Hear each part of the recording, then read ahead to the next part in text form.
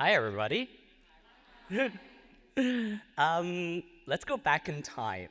Not quite as far as the medieval ages, but 25 years ago. So this is me. This is me in my college dorm room, a young undergraduate student who had gotten into Yale from Hong Kong and was living in America for the very first time. I was a bit of a nerd back then. My college friends and I would play computer games together and would spend countless nights shooting at each other in Doom or commanding entire armies in Age of Empires 2. And in 2003, in my junior year, I was particularly proud of myself. I had pulled off the greatest coup known to a young college student who likes computer games. I got Yale University to cough up 500 entire US dollars to pay for my MMORPG subscriptions for the year because I successfully applied for a research grant for my senior thesis. MMORPGs, for the slightly younger audience in the crowd, stands for Massively Multiplayer Online Role-Playing Games, which was a term that back then I couldn't really imagine would become almost a little bit archaic just 2 decades later. And to further date myself and to give you all a little bit of the sense of the time period that we're talking about, this was an entire year before the launch of World of Warcraft, one of the most popular MMORPGs. It was also a year before Facebook came into the world, and almost 4 years before the first iPhone. NPCs were a new term back then too, but instead of being the Gen Z insult that it is today, it just kind of meant that there were some characters in the game that were not player-controlled characters. These were artificial intelligences, you might say. And I was fascinated by these games because it was the first time that I could play with complete strangers online, instead of just with my dorm mates. MMORPGs seemed to point to a future where we would all show up in front of and communicate with each other in a radically different way. And for a young, socially awkward kid who had just left home for the first time and was trying to assimilate into a new environment as an ethnic minority, this was pretty exciting. Technology gave me hope for new friends, new connections, and freedom. There was the freedom to be someone completely different, the freedom to be a character that I could pretty much customize however I wanted. How would people react if I was a tall female elf with long blue hair? I could find out. And if that didn't work for me, I could create a couple of other different characters. These games were also early pioneers of many of the social interaction tools that we kind of see in our daily lives today. It was as jarring back then as it is now to get a DM from a complete stranger, but the games gave us tools to block people that we didn't really want to speak to. If I wanted to create a little bit more private communication spaces, I could form a party with a couple of people temporarily or join a guild for a longer-term engagement. And equally, I was free to leave any of those at any time. And as much as I actually enjoyed the gameplay element of these MMORPGs, what really fascinated me was exactly this intersection of technology and human interaction and human communication. If technology allowed all of us to choose how we present ourselves in front of other people, and if it gave us a lot more tools and a lot more control to configure how we relate to each other, what would we all choose individually? And when you take that collectively, what kind of society would we end up living in? I did actual research. I didn't just take the $500 and go play games. So to try to answer these questions, I drew on the sociological research of Mark Granovetter, who himself built on network theory to understand group and social dynamics. Granovetter posited that there were 2 types of ties that bonded people together. There were the strong ties, which were, your family and your closest friends, and these are really valuable, like blood is thicker than water, but they do require a lot of effort to maintain and to preserve. There are also weak ties, which is basically everybody else that you know. These are your acquaintances, maybe your hairdresser, maybe a work colleague, maybe someone you met at a storytelling conference. And I had 3 arguments in my thesis in trying to apply Granovetter's theory to this new world of digital communication. The first was that we would get to form a lot more weak ties. I could start playing games with complete strangers. You could get in touch with anybody in the world. You could slide into their DMs and ask them to come speak at a conference. And that in some ways is really good because weak ties leads to new work opportunities, leads to new connections. All of that is great. The second, however, is that this is probably going to erode our strong ties. Part of this is just because if I'm spending more time playing games with strangers on the internet, I'm spending less time sitting next to my dorm mates shooting at each other in Doom. But it's also because strangers are scary. My parents don't really understand this new obsession, and so the inner circle of people that I feel safe sharing my life with might just become a little bit smaller. The third argument I had was that in this environment, how we protect ourselves is by curating how we show up in front of others. From these MMORPGs from World of Warcraft, I went on to play another game called League of Legends when it first came up, but I stopped playing once I realized that actually, in order to properly play this more tactical battle-based game, you had to turn on your speaker and actually talk to other people in your real voice, and that was too scary for me.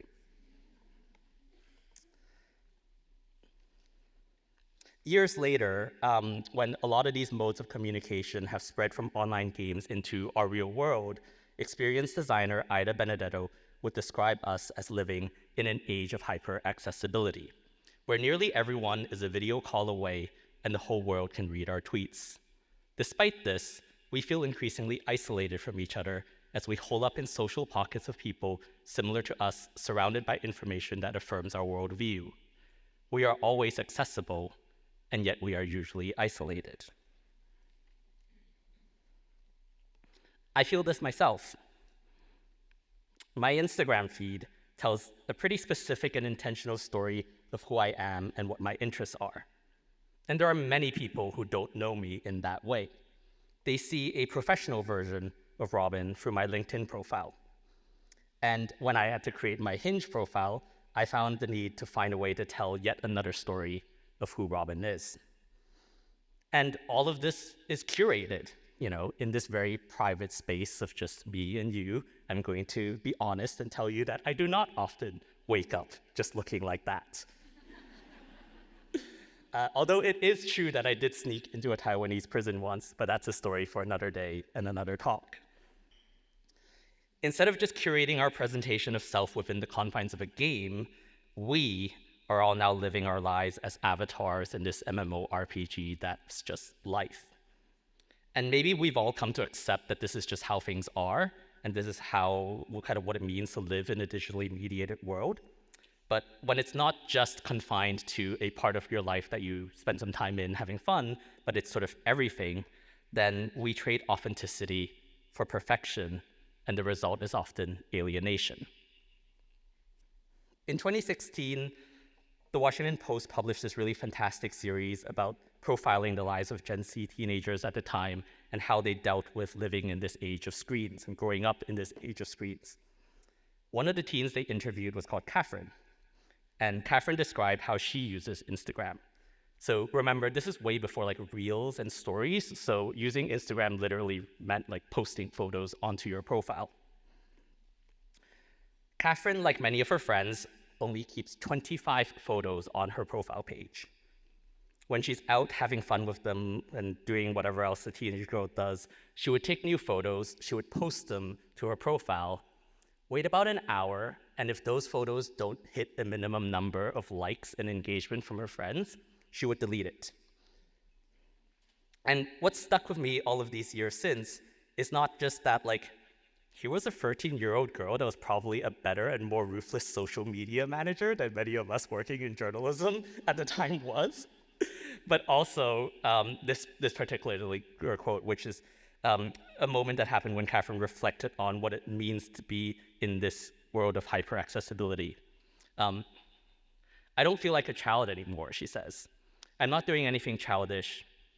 At the end of 6th grade, when all of her friends got phones and downloaded Snapchat, Instagram, and Twitter, I just stopped doing everything I normally did. Playing games at recess, playing with toys, all of it done. I don't think that it was just Catherine who got stuck between the twin polarities of hyper-accessibility and isolation, and whose sense of childlike wonder and whose sense of play died a little inside. We all did too. During the last 20 years, we started getting unprecedented access to each other and to the world's information. But social media didn't just serve us news, it also asked how we wanted to show up to each other in this world of hyperconnectivity, of hyperinformation. And the more that we had access, the more our weak ties multiplied, the more we ended up holding up in fragmented and increasingly polarized pockets, to the extent that we now talk about lacking a common set of facts, lacking a shared sense of reality. And because it was such a fire hose of information, our news and media consumption became manageable only through relying on the power of a few centralized recommendation algorithms. We needed them to give us news that's relevant, efficient, and ideally frictionless. So where does hope come in? Well, looking back on this, I think in 2003, when I was still a college student, hope came from change and the possibility and the freedom that was promised.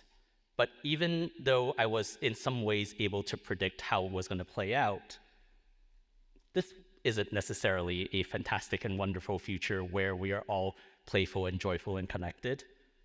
So thinking back on it now, I think the answer that I've arrived at in terms of where I find hope is that 21-year-old Robin was kind of naive. Like, he was a kid and he looked at one social theory and applied it to what was happening in the world. This whole sort of theory of strong ties and weak ties and network theory is a good way for understanding what is happening at a sort of group and social level, but it also fundamentally misses something. In advancing my thesis, I assumed that we would all act like the classic rational person who seeks to maximize their self-interest. To use a computer gaming term, because I played a lot of computer games, I assumed that we would all min-max our social relationships to get us the most material gain or the most social success.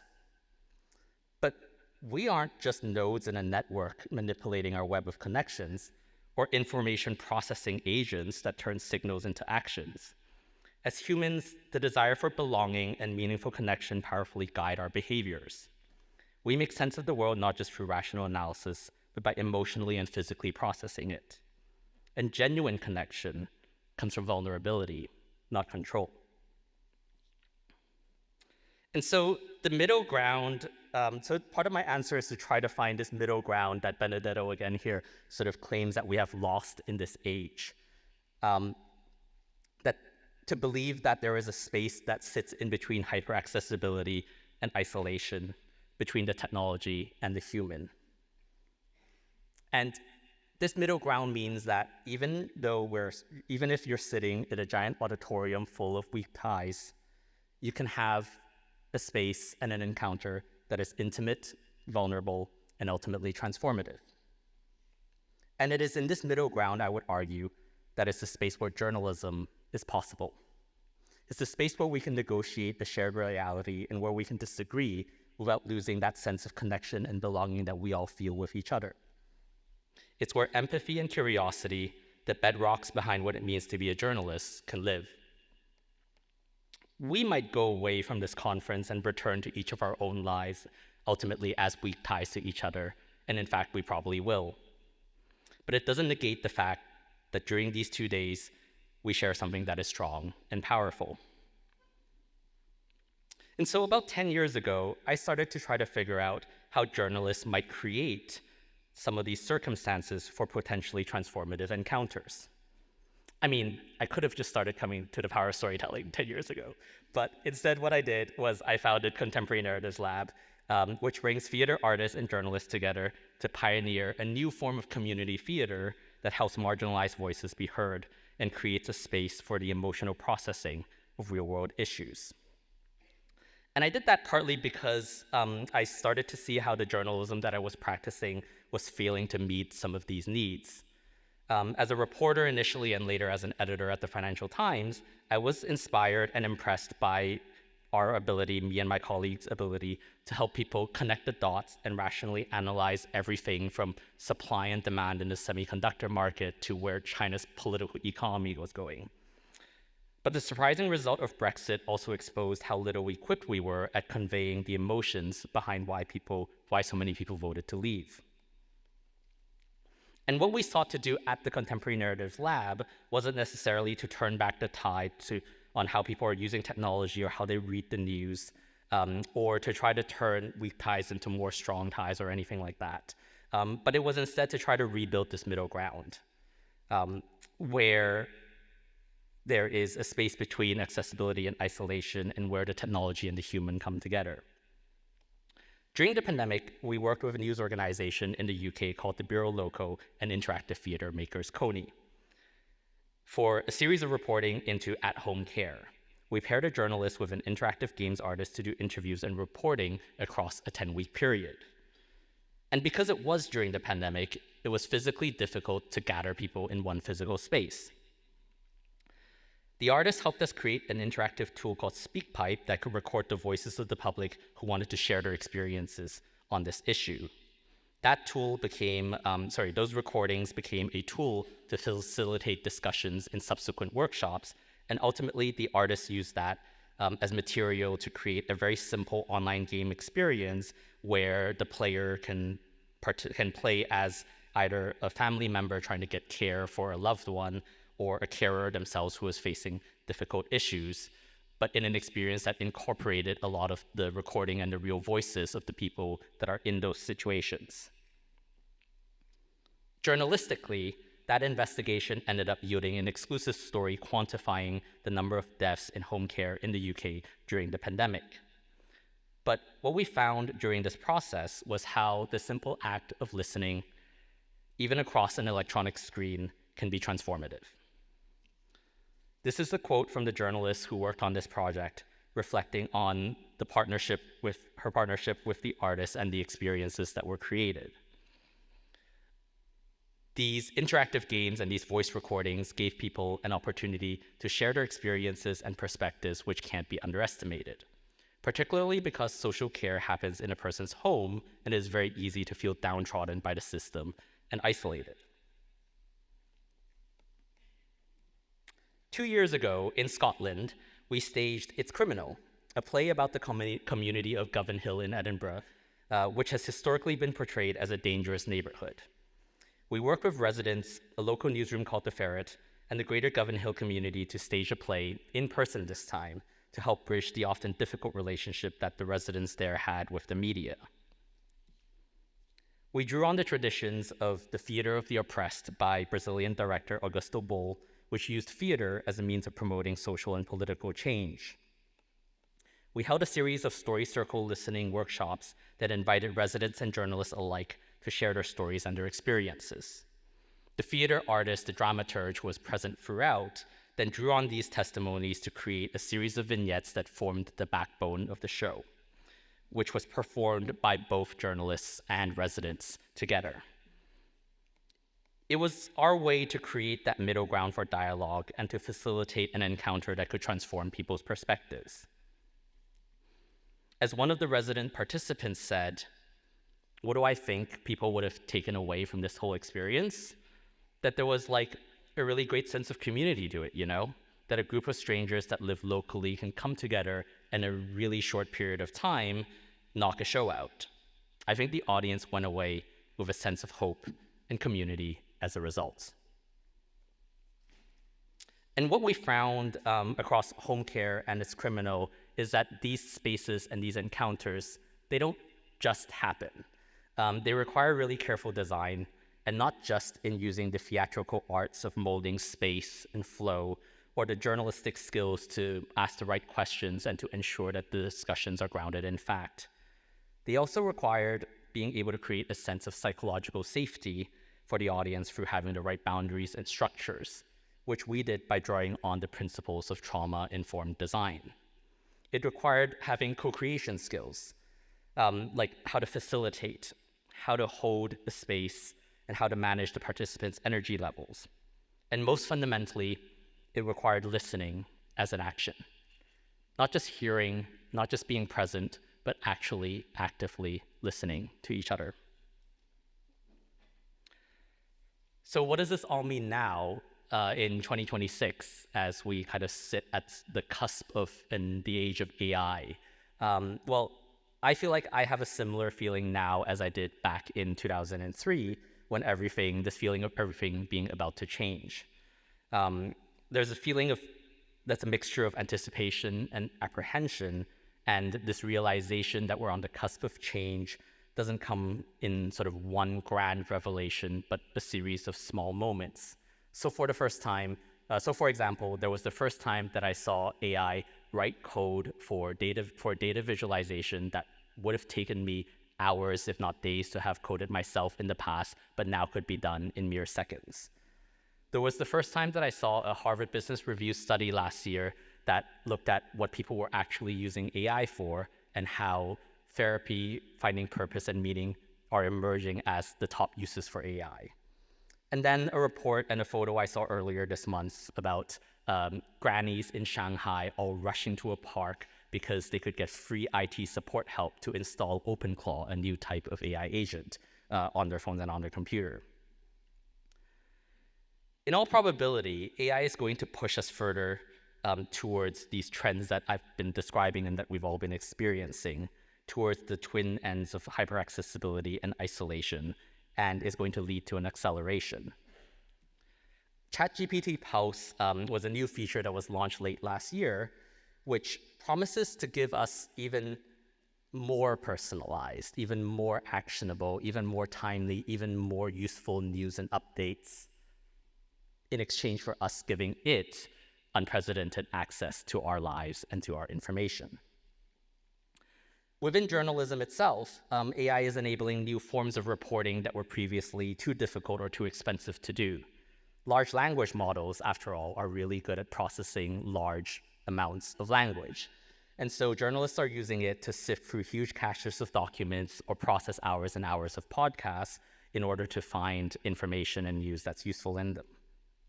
And some news organizations, like one of my previous employers, are experimenting with creating different forms of news experiences using AI. As for the reader and the consumer and kind of like all of us here, AI promises to give us even more flexibility and control, not just over like what type of news you're going to get, but also how you want to experience that news. This isn't a journalism example, but Stephen Johnson is a historian and a writer who published a book about early modern detectives. He himself took a chapter of his own book and fed it into an AI to create an interactive game experience where you get to play as one of the modern detectives that he wrote about in his book and using fingerprints to solve crime. And then this is a big long blog post he wrote pondering kind of like what it all means and what's the difference between reading the chapter in the book versus playing it in this interactive way. This particular talk is being video recorded now, and you're all in the room here, but it's likely that many more people will experience it not kind of as you are experiencing it now, but in a written AI summary that takes them a minute or two to read. There might even be other people who come across that AI written summary and say, I don't want to watch or read about this talk. Go fetch the transcript and so that I can feed it into Google's Notebook LM and turn it into a podcast conversation so I can listen to Robin's talk while I'm out jogging or driving a car or commuting.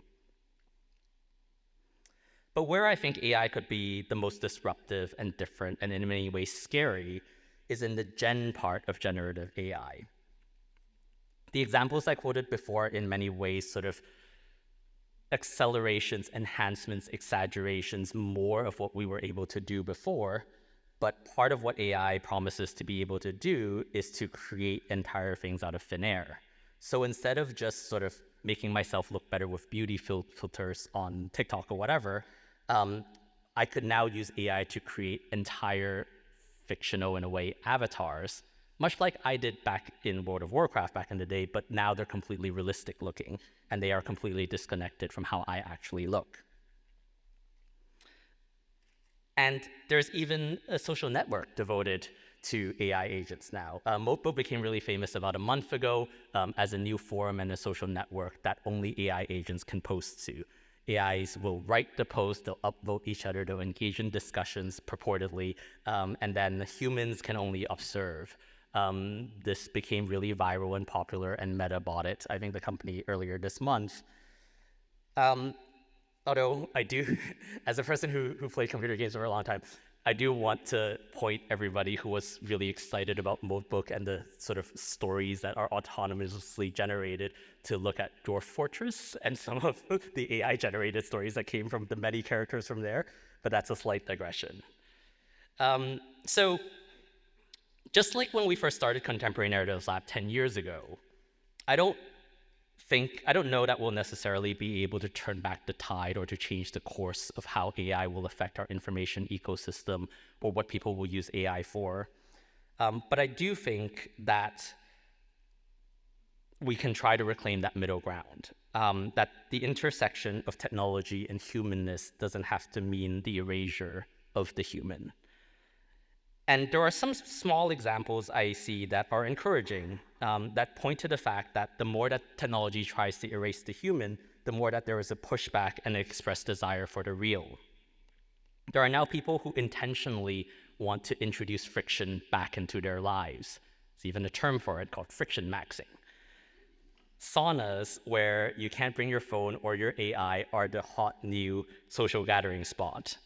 And my TikTok feed now serves me videos of upper middle class New Yorkers giving advice on how to build a village. I believe that this new technology and the vast changes that it portends does still carry within it the seeds of hope and the possibility of using it intentionally to create more human connections. My friend Sally Davies, who's in London, is building Yarn, which is this example on the left, on the right here, which is using AI to help children collaboratively tell stories with their friends and with their families who might live far away. So they can't all get together on a play date, but they can use Yarn, which with AI's help to tell stories together. At the Child Mind Institute, researchers are trying to use AI to create an ethical and safe self-reflective space for teenagers so that they can better understand themselves and become better communicators. At a slightly bigger level, at the level of the city, this is a story about a town in Kentucky in the US called Bowling Green. Bowling Green is like a town of 7,000, 8,000 people, and like pretty much every other town out there, nobody goes to the town halls, or like the same 20 people goes to the town halls. The town's undergoing a lot of changes, and people are very anxious about those changes, and they feel disempowered, and only a very small select people try to influence it by going to the town halls. The mayor then said, well, let's try to get more people to participate, and so he created a survey and sent it out to every single resident. So far, so normal and so mundane. Where AI comes in is that the mayor was then able to use AI to very quickly synthesize and summarize and reflect back the results of the survey to the residents themselves. So as a resident, you're filling out the survey and you're not feeling like you've just written something and it's gone into a black hole and you don't know what's come of it or how it's going to be used or if any action is going to be taken. You could see sort of immediately what other people were also saying. And I mean, because this was a very proactive mayor, it's kind of like what the city government planned to do with it. This use of technology to make people feel heard and to feel empowered led to greater civic engagement. And while I'm not quite so naive as to think that these are the sorts of examples that will come to dominate and be the main way that we all use AI, I think there is hope because they all point to ways of using the technology to bring human connection back and to rebuild some of that middle ground between where we feel we have access to anybody and everybody and also nobody at the same time. I don't really know what an AI-powered contemporary narratives lab project or experience would look like. Maybe it's that we can use AI to let us hold open these sort of intimate, vulnerable middle spaces without there being a physical room that we're all in. Maybe it's to help us enforce some of those boundaries and structures that give people a stronger sense of psychological safety. But equally likely, maybe it has no place in it. Maybe it doesn't need it. But what I do know is that the skills we learned in creating the experiences from Contemporary Narratives Lab, those co-creation skills, those facilitation skills, those listening skills, are needed now more than ever before. That as technology tries to accelerate us along some of these trends and these rails that we've been going down, there is an even greater need to hold that middle space open. And that AI ultimately is a technology that we can wield with intention. If we say that we want feelings of belonging, of empowerment, and of fellowship, then it's down to us to seek it and to build it ourselves in some ways. And personally, my hope with AI lies on holding on to that sense of curiosity and excitement that young Robin had when he first got to explore the brave new world of MMORPGs. It's in the hope that change can lead to new possibilities, and possibilities can be approached with action. And I think there's something very human in that. Thank you very much.